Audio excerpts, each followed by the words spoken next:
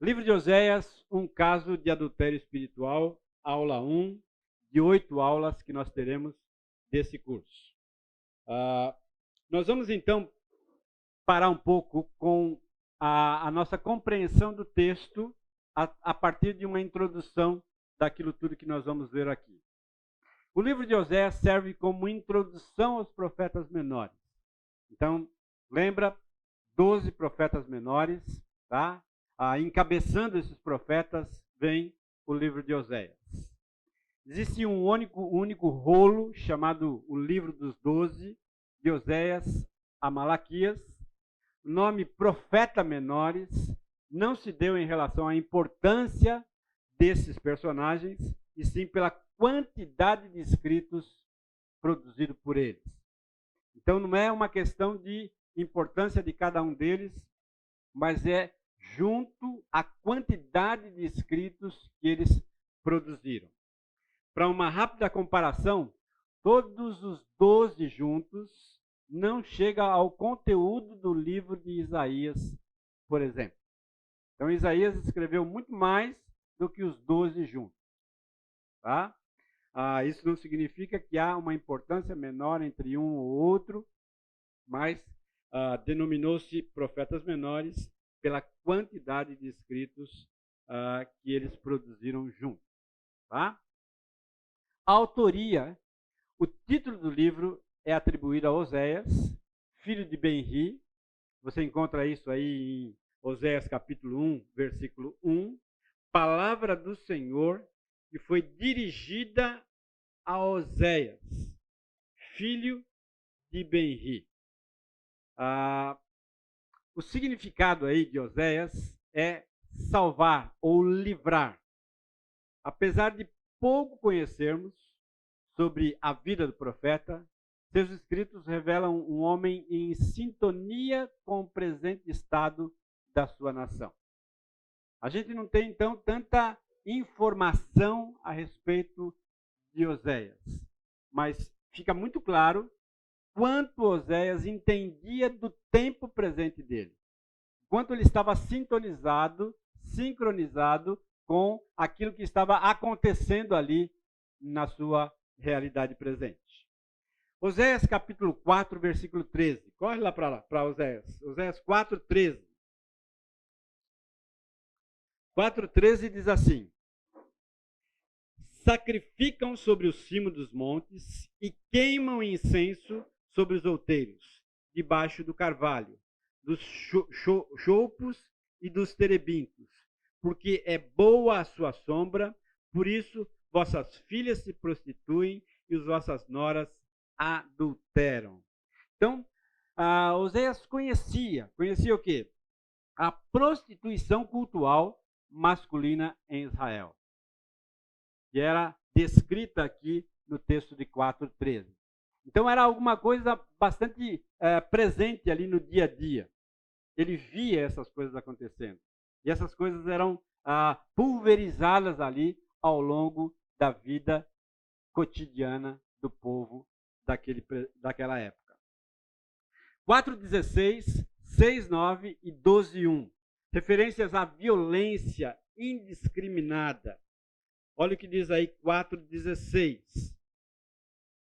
Como vaca rebelde se rebelou Israel, será que o Senhor o apacenta como um cordeiro em vasta campina? Versículo 9 do capítulo 6 diz assim: como hordas de salteadores que espreitam alguém, assim é companhia dos sacerdotes, pois matam no caminho para Siquém, praticam abominações. 12:1.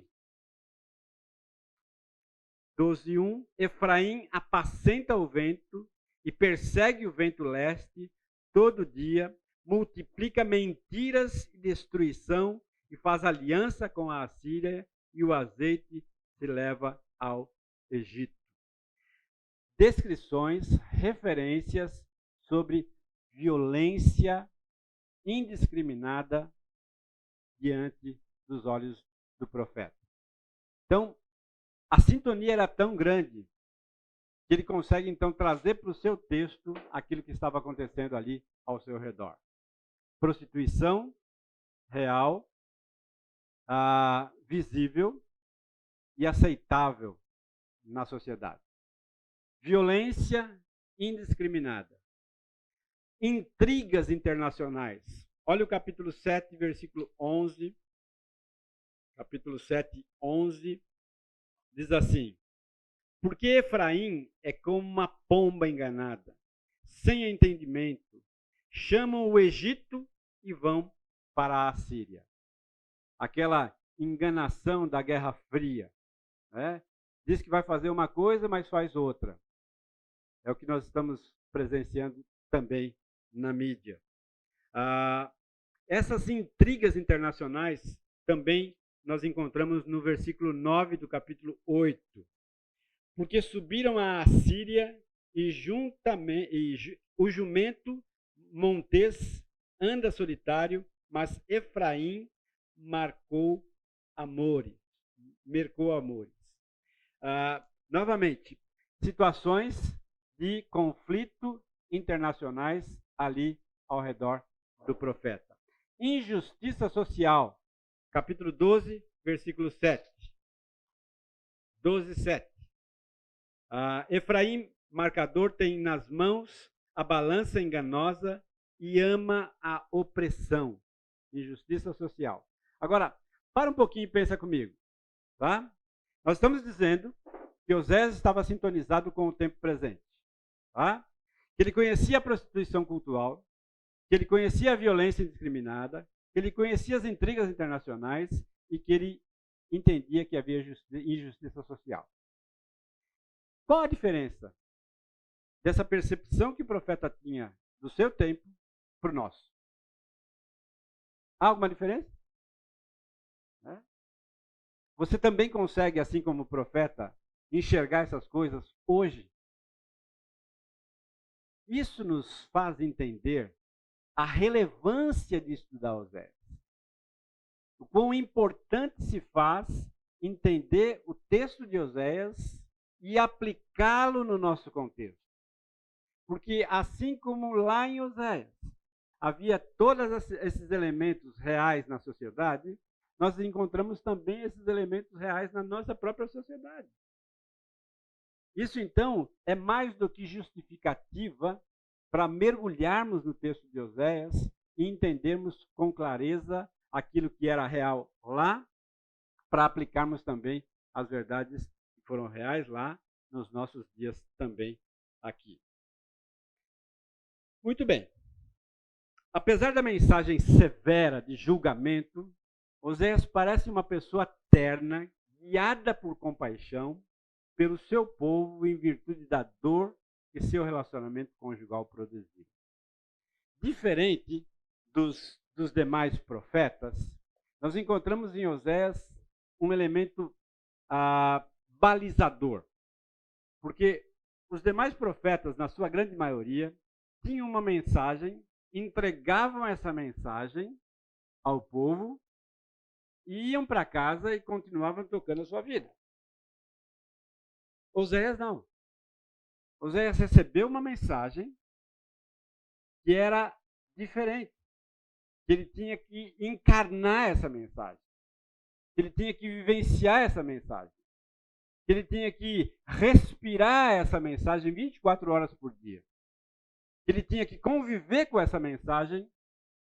Que ele tinha que observar com essa mensagem. E que ele tinha que sentir essa mensagem. Diferente? Diferente do obreiro, do pastor, do sacerdote, que entrega uma mensagem e terminou de entregar, ele então vai tocar sua vida. Oséias não, entrega essa mensagem e continua com essa mensagem. Continua convivendo com essa mensagem. Respirando os ares de dor, de sofrimento, de angústia que a traição e o adultério trazem para dentro da vida daquele que é vitimado por isso.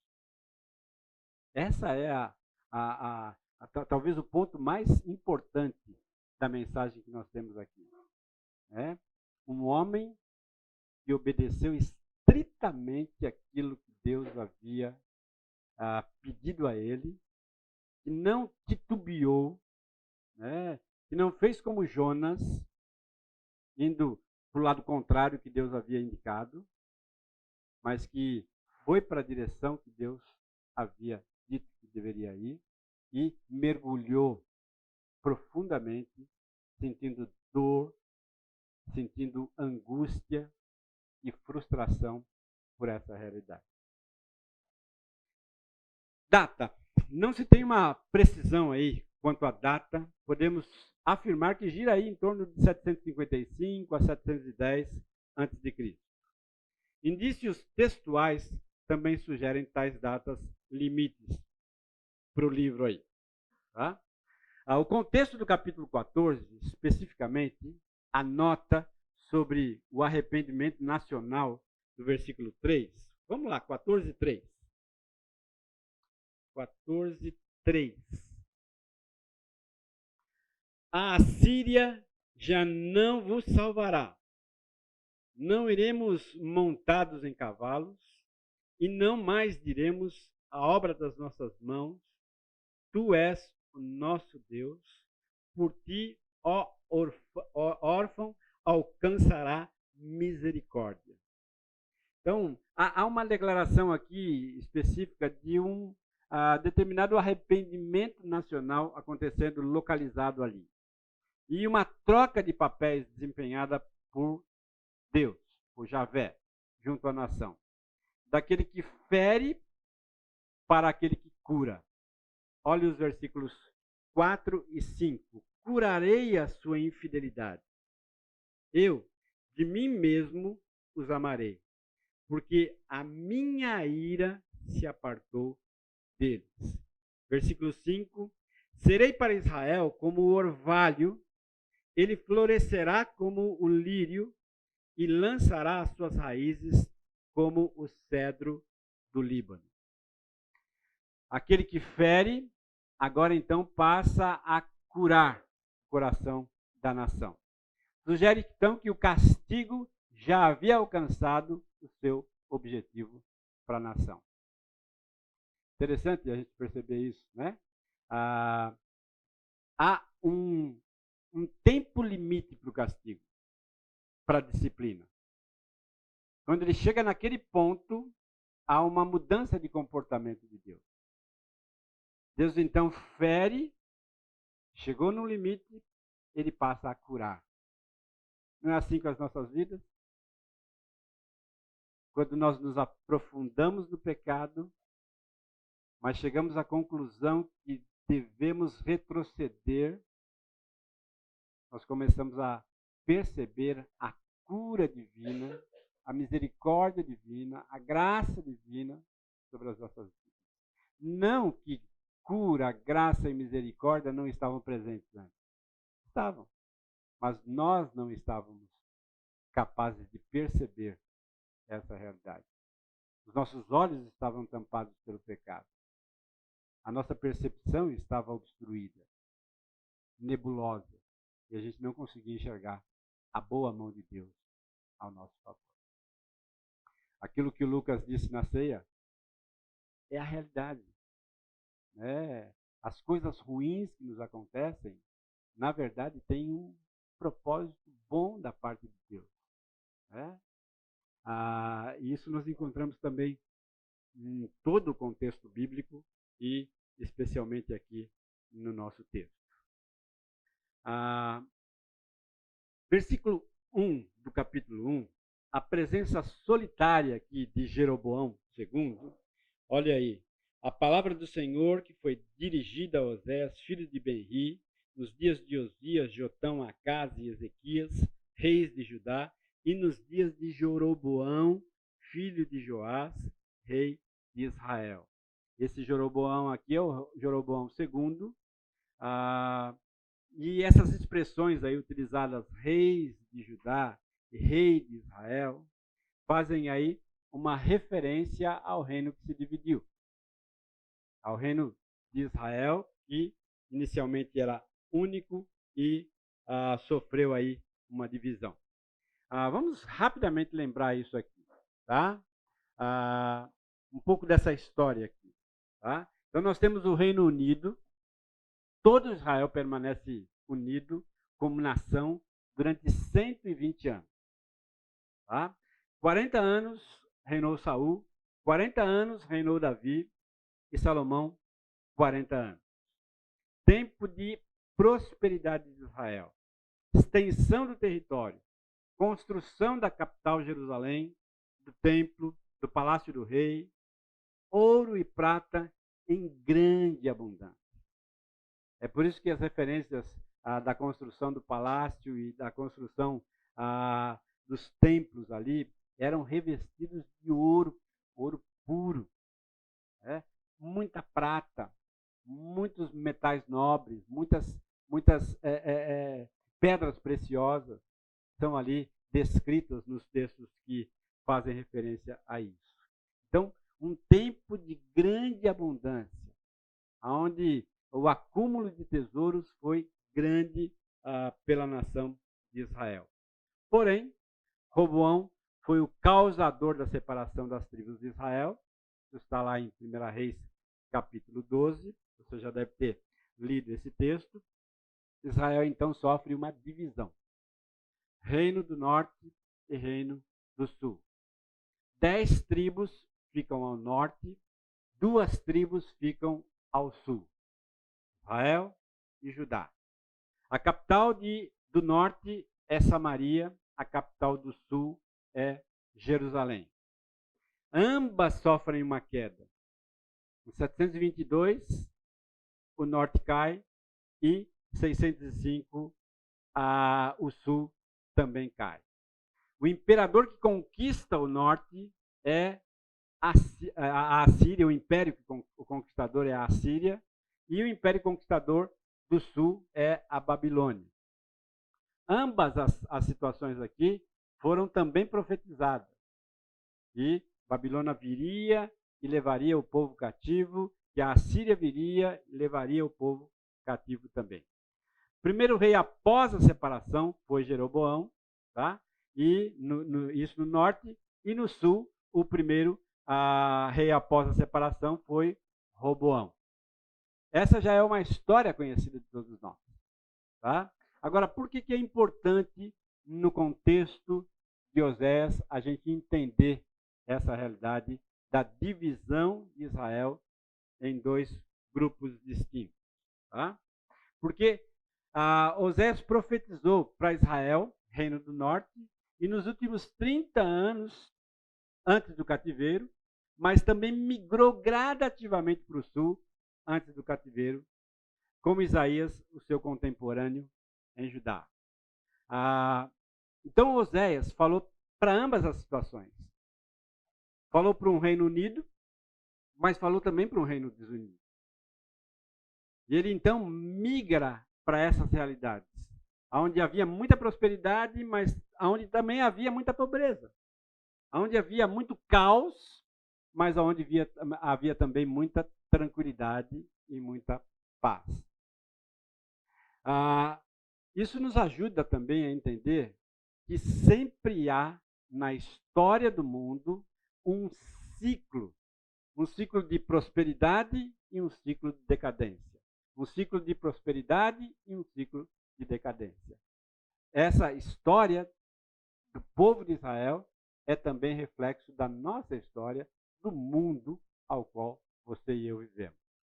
Sempre há esse ciclo de prosperidade e também de dificuldade e pobreza. Oséias tinha uma família que foi usada pelo Senhor como sinal para a nação, quanto ao futuro julgamento e posterior restauração.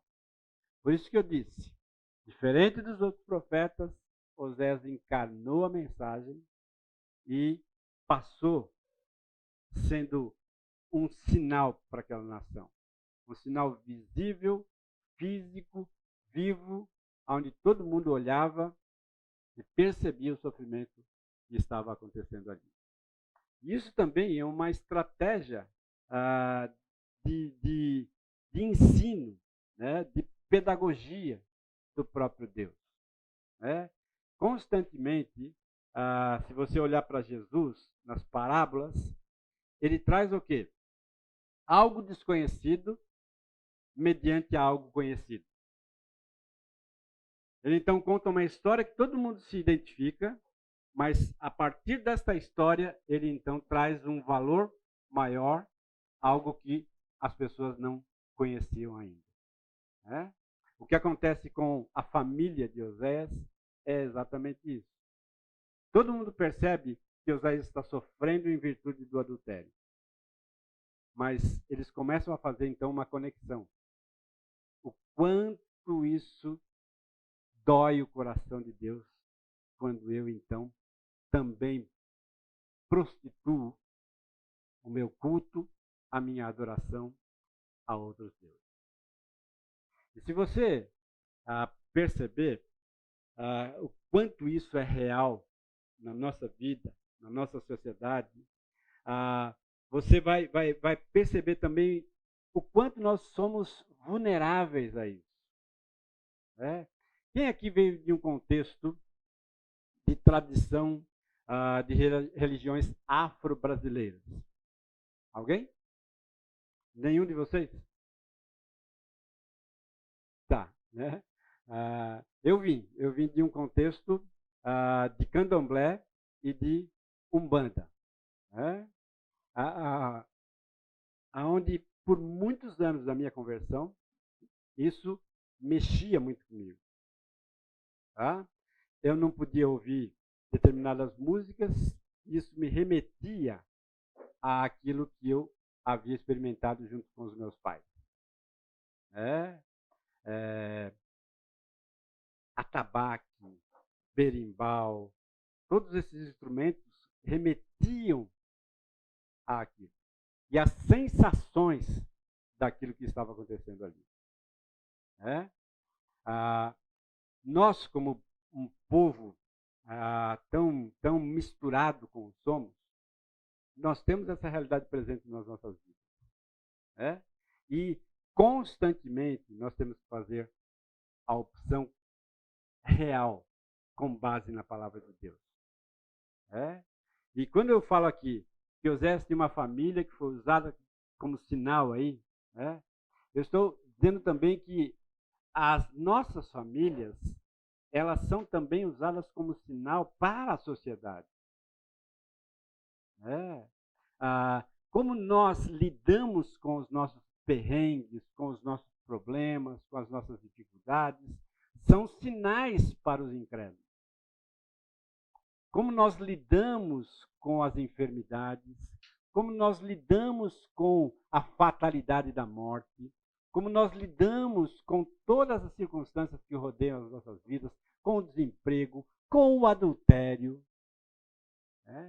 São sinais. Enquanto todo mundo age diante do adultério de uma determinada forma, nós devemos agir de uma outra forma. Quando todo mundo age diante da perda de um ente querido, como é que nós agimos? Somos sinais. Sinais visíveis de que vale a pena seguir esse Deus. De que vale a pena abraçar esse evangelho e fazer com que esse evangelho se torne real na minha vida, na minha conduta, nos meus negócios e em todo o contexto da minha vida. Somos sinais verdadeiros para que outros olhem para nós e também sigam esse nosso Deus. Caso contrário, a nossa vida não tem muito sentido e a nossa crença não tem muito valor.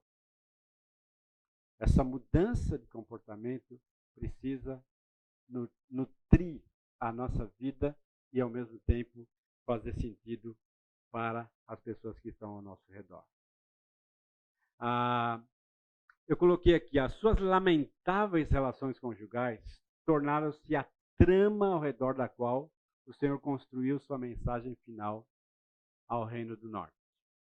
Oséias, então, pegou a prosperidade da nação, fez parte da sua vida falar nesse tempo, mas também, a partir de 745 a.C., esse imperador Tiglath-Pileser III, rei da Assíria, fez suas incursões comprometendo em muito a vida de Israel. Até que em 722, Salmaneser invade Israel, expulsa o povo da terra. Oséias, então, pegou desde a experiência de prosperidade até a escassez. Eu me lembro que a primeira vez que eu ministrei esse curso, em 2018, né, eu fiz referência a 2013, 2014, onde, de alguma forma, a ascensão foi muito grande do nosso país, né? E que havia um tempo antes de 2013, que foi bem difícil, mas 2013, 14, 15, 16, e aí daqui a pouco as coisas começaram a dificultar novamente. Né? Então esse ciclo, né, de aparente prosperidade e depois declínio era também real naquele momento e é também real nas nossas vidas hoje. O que nós estamos encarando mundialmente também faz muito sentido nessa realidade. Nós ainda estamos dentro desse processo, desse ciclo de coisas prósperas, mas também de aparente decadência. Muito bem. Até aqui, tudo bem? Eu não abri para você fazer pergunta, consideração. Você quer fazer alguma consideração, alguma pergunta? Fique à vontade. Né? Tranquilo? Podemos seguir adiante? Então vamos lá. Religiosidade naquele tempo. O povo estava vivendo de maneira intensa em termos religiosos. Templos lotados, à semelhança dos nossos antes da pandemia.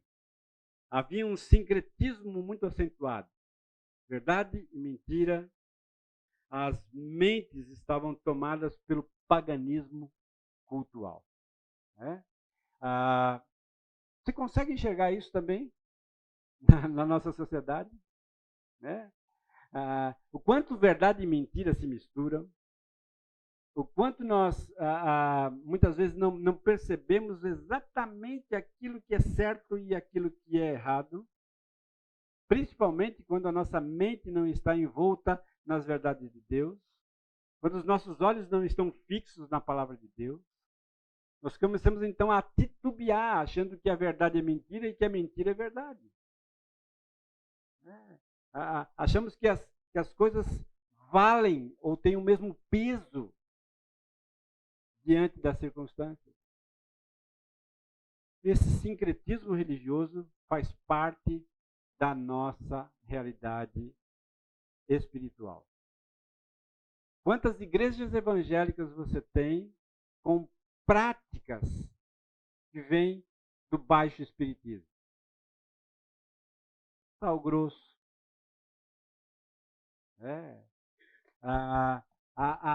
A unção, a dita unção, né, de objetos, de fotografias, de roupas íntimas. São realidades que nós encontramos em igrejas evangélicas, ou ditas evangélicas, né? Que trafegam aí usando a Bíblia na mão, mas com práticas totalmente pagãs. E que enganam o povo, que levam o povo a um distanciamento gradual das verdades de Deus. Quantas pessoas da sua família, do seu contexto, conhecidas, você sabe que vivem em contextos assim? E colocar copo d'água em cima da televisão. Achando que o fluido da água vai fazer alguma diferença na vida delas. São todas práticas reais que estão aí presentes, misturadas nas igrejas evangélicas. ao qual nós constantemente somos vitimados por isso também. Principalmente diante de uma situação ao qual você não sabe como agir, como resolver. Diante, por exemplo, do adultério.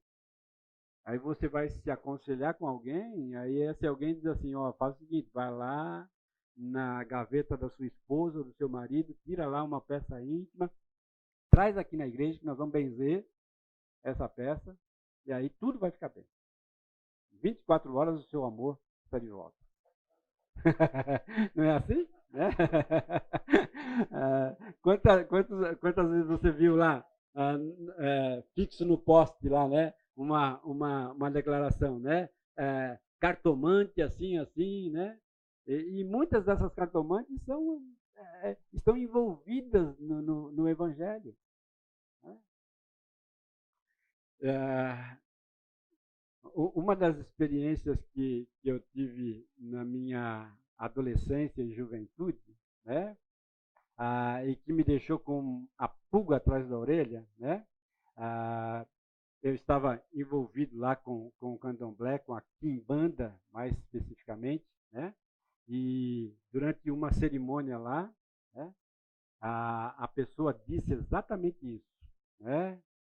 Eu peço licença ao Filho Todo-Poderoso para que eu possa incorporar. Eu disse, então tem alguém maior. Então tem alguém maior do que esse tal que está incorporando aí. E aquilo ficou na minha cabeça ao ponto de eu falar, poxa vida, tem uma coisa errada aqui. Então esses caras não são todos poderosos como dizem ser. E isso me fez voltar e buscar alguma outra alternativa. E essa outra alternativa veio através do Evangelho, do conhecimento do Evangelho e do conhecimento do Senhor Jesus Cristo. Então, quando a gente começa a perceber e buscar a verdade, essa verdade se revela a nós. Porque quando o texto de João diz que Jesus é o caminho, a verdade e a vida, ele está dizendo lá que a verdade não é apenas um conceito, mas é uma pessoa. Uma pessoa que é a verdade incorporada, que é a pessoa do Senhor Jesus Cristo. Essa foi particularmente a minha experiência. Mas eu sei que muitos aqui têm experiências semelhantes. De buscar a verdade e essa verdade vir ao seu encontro. Essa era a verdade religiosa ali do tempo de Oséias, mas também é a verdade religiosa aqui nos nossos tempos. Muitas das mentes estão tomadas pelo paganismo cultural. Nós estamos tratando então da questão da introdução do texto. Falando então da questão da religiosidade no tempo de Oséias e o quanto é muito parecido com o nosso tempo aqui.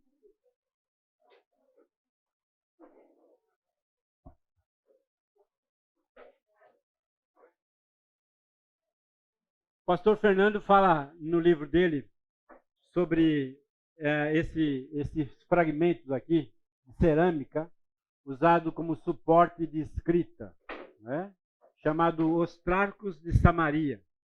É o nome dado então a um conjunto de 64 cerâmicas com inscrições em caracteres hebreus encontrados na sala do tesouro do palácio de Acabe, em Samaria. O palácio foi destruído em 750 a.C. e foram encontrados ali durante uma escavação em 1910 por um grupo de arqueólogos. Oséias 2, 16 e 17 diz assim. Alguém tem o texto aí? Lê para nós, por favor. 2, 16 e 17.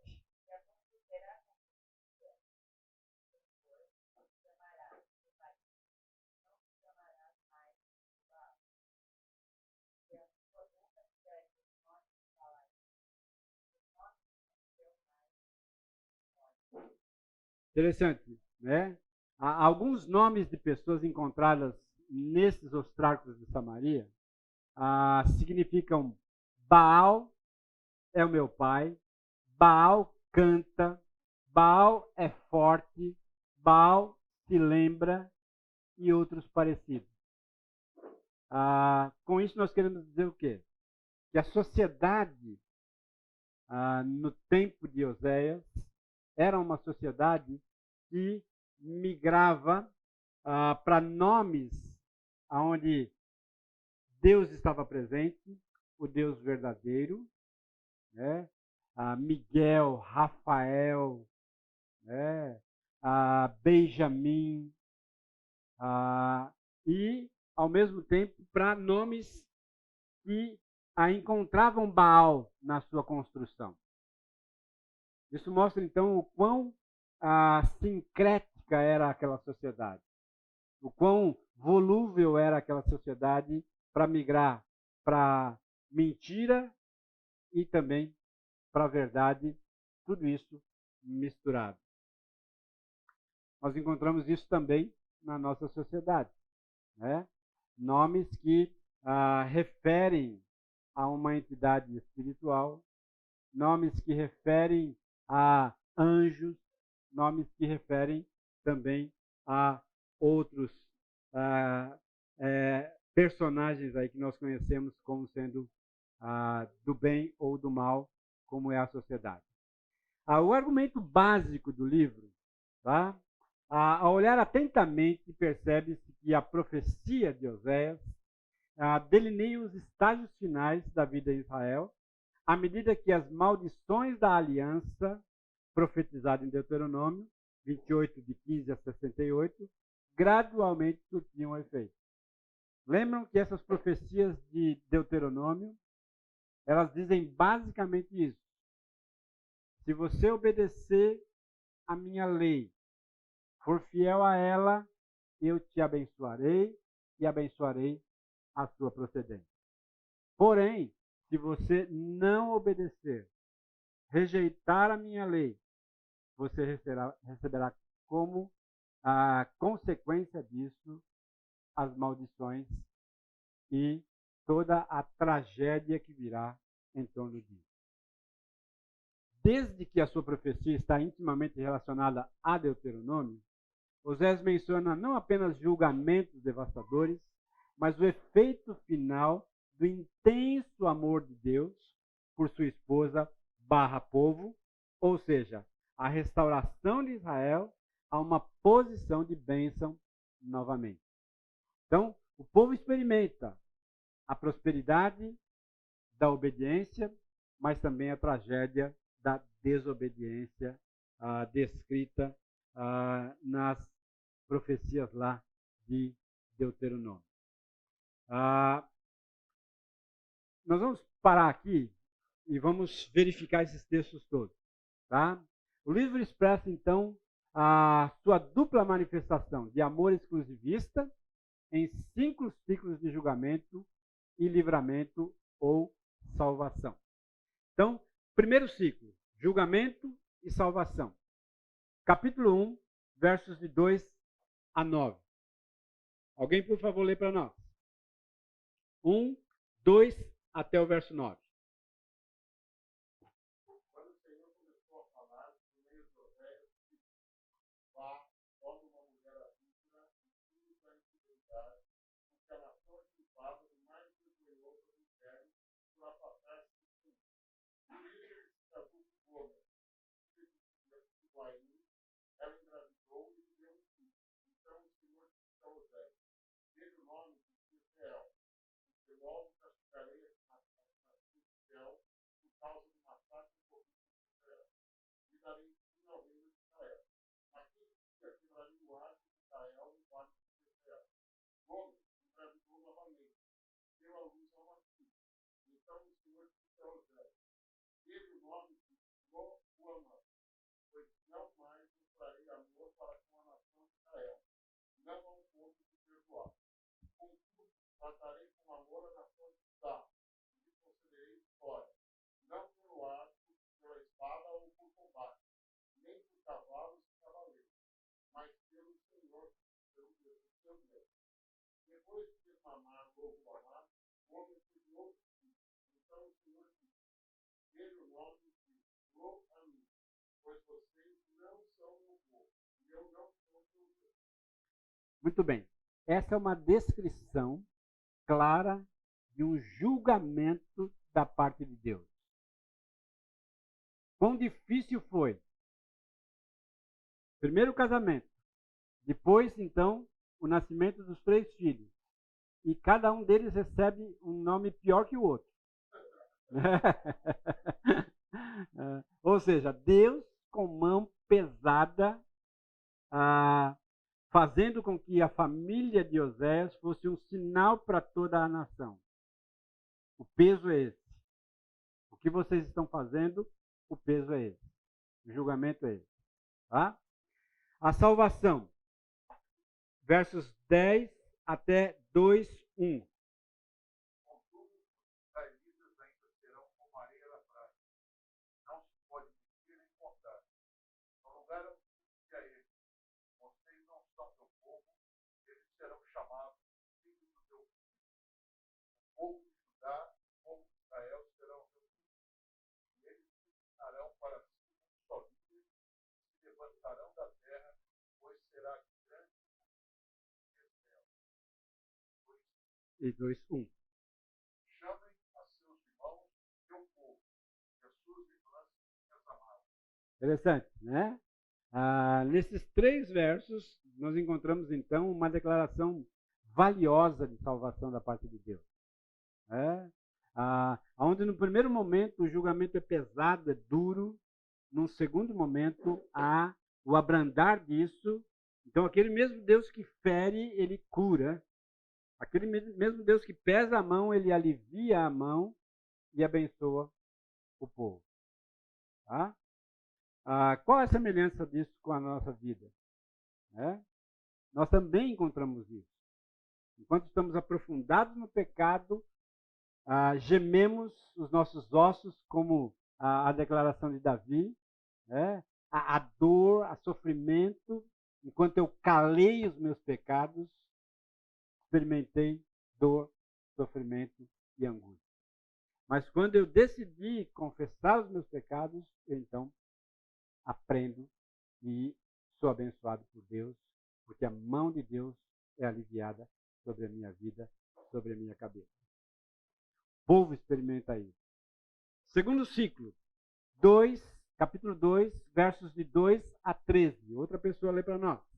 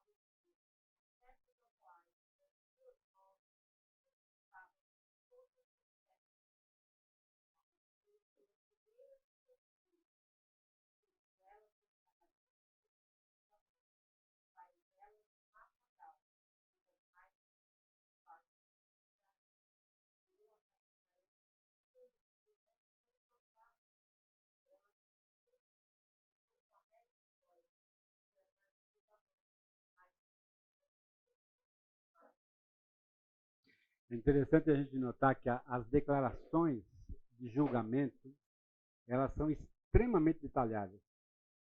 Né? É só você perceber a quantidade de texto que nós temos para o julgamento e a quantidade de texto que nós temos para a salvação. Né? O quanto Deus fazia questão, né, de que as declarações fossem muito bem detalhadas, muito bem claras, muito bem delineadas, para que o povo não entendesse errado a comunicação, mas percebesse com clareza aquilo que estava se passando ali na mente e no coração deles. A partir do verso 14 até o capítulo 3, verso 5, nós encontramos então a declaração de livramento e de salvação de Deus. Outra pessoa.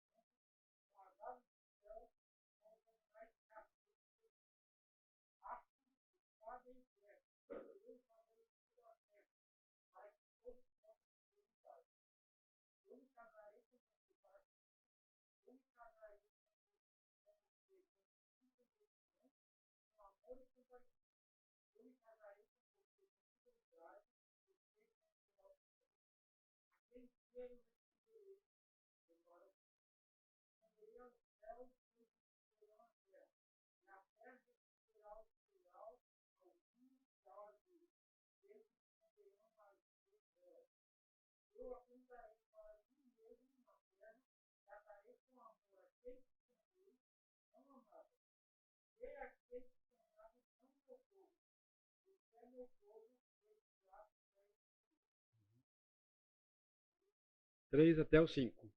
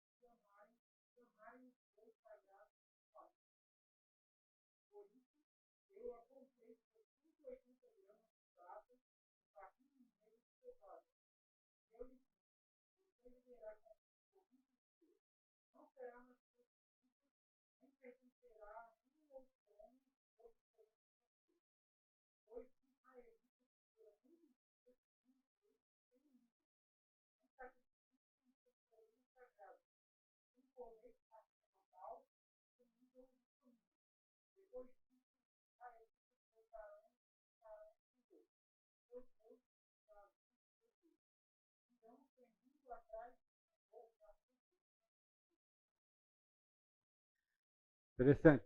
Mais uma vez, o julgamento de Deus, a salvação, o livramento de Deus daquele sofrimento que o povo havia experimentado, estava experimentando. Né? E aí nós chegamos então no capítulo 4. Novamente um ciclo de julgamento, do 1 ao 5 e também o verso 14. 1 diz assim: ouvi a palavra do Senhor, vós filhos de Israel, porque o Senhor tem uma contenda com os habitantes da terra, porque nela não há verdade, nem amor, nem conhecimento de Deus. O que só prevalece é perjurar, mentir, matar, furtar e adulterar. E há arrombamentos e homicídios sobre homicídios. Por isso, a terra está de luto, e todo o que mora nela desfalece. Como os animais do campo e como as aves dos céus, e até os peixes do mar perecem. Todavia, ninguém contenda, ninguém repreenda, porque o teu povo é como sacerdotes, os quais acusa. Por isso, tropeçará de dia, e o profeta contigo tropeçará de noite. E destruirei a tua mãe. Verso 5. Agora então, verso 14. Diz assim: não castigarei vossas filhas que se prostituem, nem vossas noras quando adulteram, porque os homens mesmos se retiram com as meretrizes e com as prostitutas cultuais sacrificam, pois o povo que não tem entendimento corre para a sua perdição. São declarações pesadas, né? E que envolvem o contexto do texto de Oséias, né? Que é a questão básica da prostituição, né? E o quanto isso fere o coração de Deus, o quanto isso é merecedor do julgamento de Deus. A partir do capítulo 5, verso 15, até o capítulo 6, verso 3. Uma outra pessoa lê para nós. Verso 15 do 5.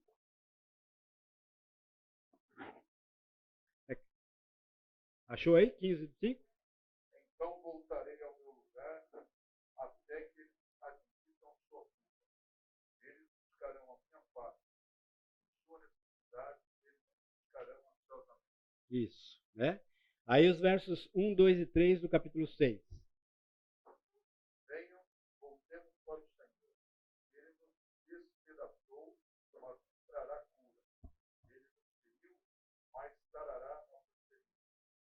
Depois de 2 dias, ele nos dará a vida novamente. Ao terceiro dia, ele nos restaurará, para que vamos sobreviver. Conheçamos o Senhor, esforcemo-nos por conhecê-lo. Tão certo como nasce o sol, ele aparecerá. Virá para nós como as chuvas do inverno, como as chuvas de primavera que regam a terra. Esses são textos que nós conhecemos muito bem, né? A ideia de conhecer mais a Deus, de ser mais conhecido por Deus, e se deixar conhecer por Deus, também fazem muito sentido na questão da salvação e do quanto nós precisamos aprender da parte de Deus. A partir do versículo 4 até o capítulo 11, versículo 7, nós temos mais aí um ciclo de julgamento e chegando no 11 a 8, 11, capítulo 11, versículos 8 até o versículo 11, nós encontramos então a salvação. O 8 do 11 diz assim: como te deixaria, ó Efraim? Como te entregaria, ó Israel? Como te faria como Admã? Como fazer-te um Zeboim? Meu coração está comovido dentro de mim. As minhas compaixões a uma se acendem. Não executarei o furor da minha ira, não tornarei para destruir Efraim, porque eu sou Deus e não homem, o santo no meio de ti, e não voltarei com ira. Andarão após o Senhor, este bramará como leão, e bramando os filhos, tremendo virão do ocidente. Tremendo virão como passarinhos os do Egito, e como pombas os da terra da Assíria, e os farei habitar em suas próprias casas, diz o Senhor. Ou seja, Deus resgatando o povo que estava espalhado entre as nações, Deus chamando novamente a constituição de uma nação só diante da salvação e do livramento que estava sendo prometido. O último ciclo, então, que nós encontramos aí, o quinto ciclo, vai do capítulo 12, 12, 13 até o verso 16 e 14, de 1 a 9. Vamos só ler 14, de 1 a 9. Alguém pode ler para mim?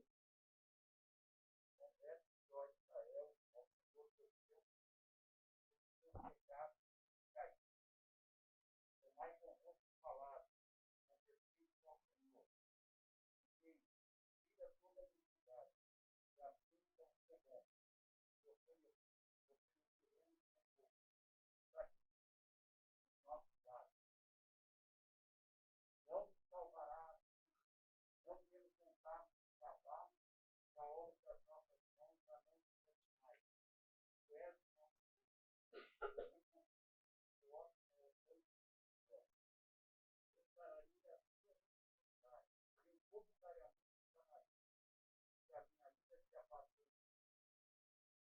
para Israel como levado. Eles foram tirados como parar de seu país. E desviam o lugar, e a sua glória será como a da oliveira, e a sua fragrância como a vida. Voltarão que habitam debaixo da sua sombra. Serão visitados e florescerão como a sua memória será como para iniciar. Mas tenho eu tenho, darei Deus. Eu tenho uma fala que vai nascer, é achado, quem é sábio para que puder coisas, quem é prudente para que atrás, os caminhos do Senhor são retos, e cantarão as todas as cairão. Quando você olha o início do livro de Oséias, capítulo 1, percebe o julgamento ali. E você vai para o final do livro e percebe aqui o livramento. Percebe como faz sentido aquele texto de Miqueias que eu li? A última declaração daquele texto dizia assim: Deus é o nosso Deus que tem prazer em demonstrar amor. O interesse de Deus no julgamento, na mão pesada, é ver o arrependimento, é perceber o arrependimento, é reconhecer que o povo percebe o caminho errado que tomou e volta atrás. E, de uma certa forma, Deus fica esperando que isso aconteça, né? Desejando que isso aconteça. Como um pai, quando disciplina o seu filho, deseja a correção, deseja o endireitar de passos, deseja que aquilo que aconteceu não mais aconteça, aquele desvio não mais se estabeleça. O nosso Deus é assim. Quando nós encontramos esse julgamento e esse ciclo de salvação, nós constantemente percebemos o quanto o nosso Deus tem prazer em nos amar e demonstrar amor por nós. E não faz nenhuma ressalva com isso. Está disposto às últimas consequências. Na celebração da ceia dessa manhã, nós percebemos isso, né? Um Deus que não poupou o seu próprio Filho em favor de nós. Um Deus que não recusou ir às últimas consequências da dor que um pai sofre em ver o seu filho sofrendo.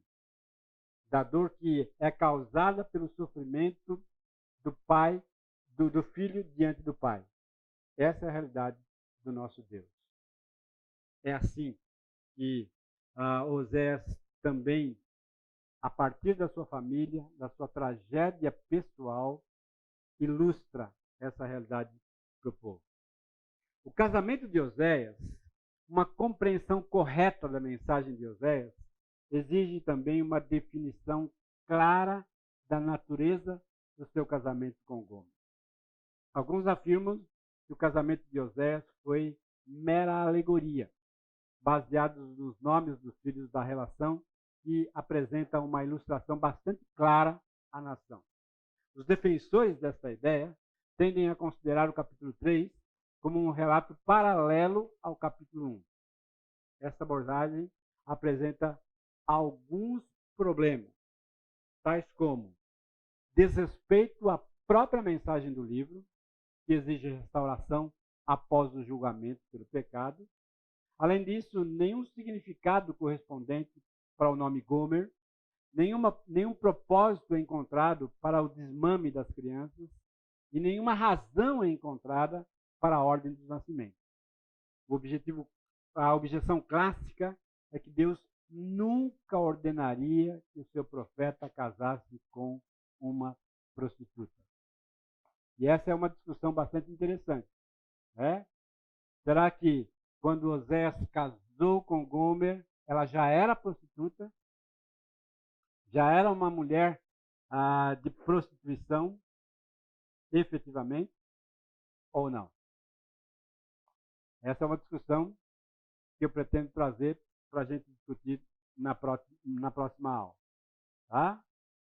A expressão mulher adúltera, capítulo 1, versículo 2, isso é uma declaração que nós encontramos no livro do pastor Fernando e também é uma declaração que eu entendo que é a mais adequada.